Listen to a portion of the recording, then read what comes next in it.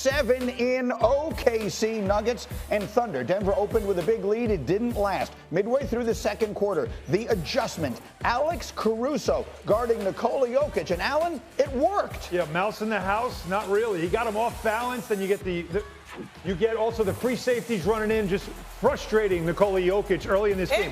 What an adjustment that the Thunder made for a Game 7. Shanae, the defense leading to offense in that second quarter. Speaking of Caruso, look at the energy, emotion. He is a championship piece doing the little things. He was a plus 40, plus minus, which is wild. But again, 37 points off of turnovers. That is their bread and butter. Monica, how about the half that Jalen Williams, 17 points in the second quarter. Yes, indeed. Looking to have a bounce-back game after a couple of subpar performances, but not in Game 7. This is when he rose to the challenge. That's SGA. He had 35 points and 0 turnovers. He gone. Then Marcus, look at Jason Wallace, lefty flush.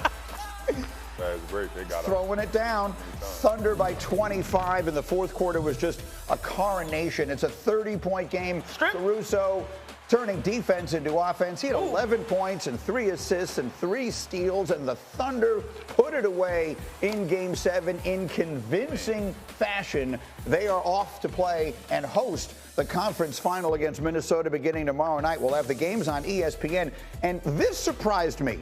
I will admit, when I went to look for the odds, I would not have thought the Thunder, coming off this series, would be as significant and convincing a favorite as they are on ESPN Bet right now. They are odds-on favorites to win the championship, followed by the Knicks, the Timberwolves, and Pacers in that order, as you see. So I'm going to ask the question this way. Monica, I will start with you. Okay. We have been calling the Western Conference the OKC Invitational for what feels like forever. Did they come out of this looking battle-tested or vulnerable to you based on what we've seen from them in the first 2 series? I'm going to go with battle-tested, and here's why, Greeny. J.B. Bickerstaff had this quote during the Knicks series. He said, you grow, as quickly as you learn. And Alex Caruso, going into this series, talked about the opportunity for this young squad to go up against defending champions and to legitimately learn.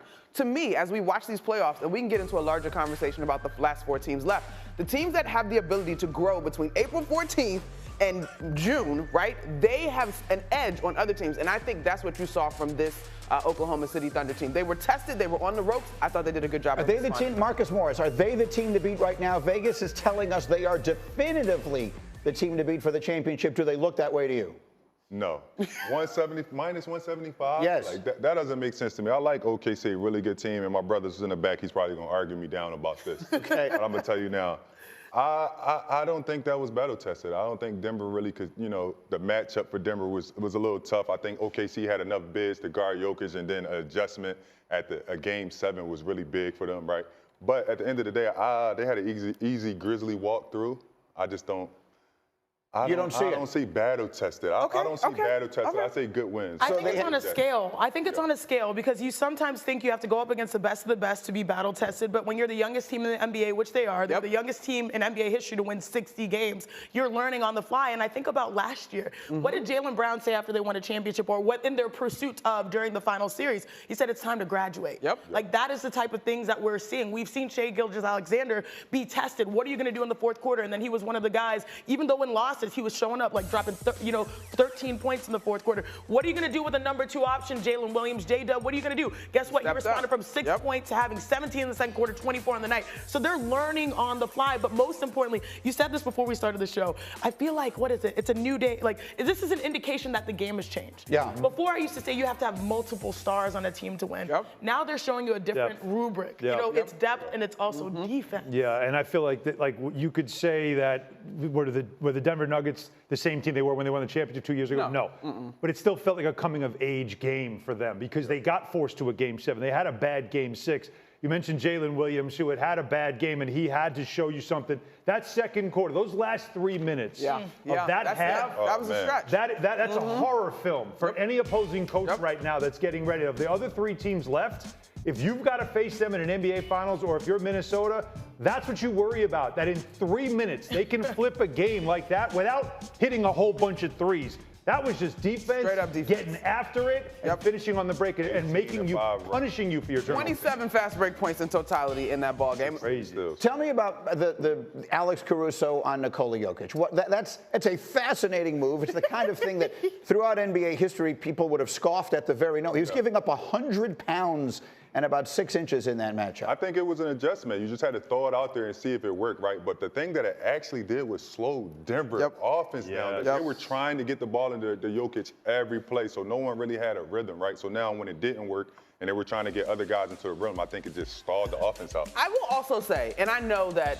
we were talking about it a little bit before the show, as much as we praise Jokic, that is a matchup that's a little bit puzzling. But Alex Caruso, Drew Holiday, there are a handful of guys that are problematic when they have to defend because they're just that versatile as defenders. So I think he deserves a little bit of credit. Yeah, he deserves all the credit. Isn't this the same playoffs where Chris Finch was complaining to the referees about Rudy Gobert getting, manhandled because of the little guys? Like, as the post player, I know you played a lot of positions, but as a post player in the chat here, like, it is not fun. It is not fair when you have a guard guarding you because, one, they get away with more, and also they just are lower, center of gravity. So when you dribble, the ball is right there. We saw so many uncharacteristic, strips, but the way you win in the playoffs is by doing things that people can't expect, and that was one. Rooting you out of the post, which we normally see Jokic elbow, right? We normally see him top of key operate at the top, and that's how their offense orbits around him. But when you've got a 6'3" guy on you, you're supposed to take him down on the block, old school, and give him some, Hakeem Olajuwon. In this instance, you're taking the bait, though. Exactly. It plays into, and as you said, it slows them down, Marcus, and it changed the way it was such an interesting move to throw out there. The wrinkle they threw in a game 7 to let's try this and completely blow them away. They were so used to just the 3 waves of big men that he was throwing at them. They played this way. But the David Adelman, this showed his rookie coaching debut, right? Like he didn't adjust. Like they literally continued to try to throw the ball and play after play after play. And I'm like, when do they call a timeout? Okay, let's see. This is how Caruso is guarding. How do we adjust? I'll remind you, the Nuggets fired their coach with 3 games left in the regular season.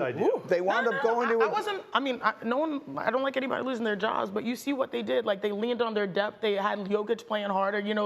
Leading from. I wasn't mad at what happened. We may look back on this and say, wow, they took the Thunder to 7, depending on what happens over the course of the next 2 series. But as I say, there were still 3 teams that'll have a lot of say in that. And for the first time in a quarter of a century, the Knicks are one of them. The New York Knicks are in the Eastern Conference Finals. They trounced the Celtics in Game 6, winning it in 6. They will host the Pacers beginning Wednesday night. Indiana knocked the Knicks out of last year's playoffs in Game 7 of the conference semifinals. It feels almost as though every time the Knicks have gone deep in the playoffs in recent and even not so recent memory, because all of this is forever ago, it's Indiana they've played. That was the scene outside the Garden on Friday night. The guy with the flip-flops still on top of the marquee. He's still trying to get down. It was easy to get up. It was hard to get down. It has been crazy here and fun in a lot of different ways. And we have several days to look forward to the series. But I want to start again. I remind everyone, Monica and Alan are with the Knicks basically every single day.